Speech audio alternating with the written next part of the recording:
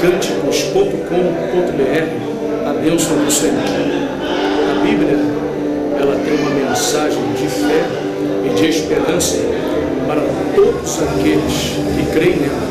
E o meu desejo é que você que esteja acessando este site, assim como Josué, que entrou e conquistou a terra prometida, as bênçãos do Senhor, você também possa conquistar.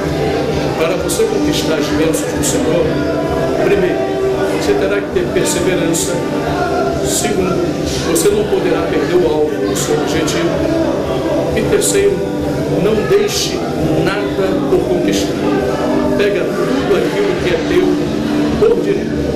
E à medida que você for conquistando e se apropriando, levante sempre as suas mãos para o alto e agradeça ao Senhor, ciente de que uma bênção, uma conquista, ela é nos dada ou nos outorgadas pelos nossos próprios méritos.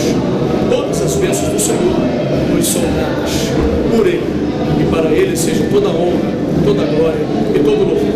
Eu desejo a bênção de Deus sobre a tua vida, e todas as vezes que você acessar este site, a bênção de Deus venha vir sobre a sua casa, sobre a sua vida, sobre a sua família, em nome de Jesus.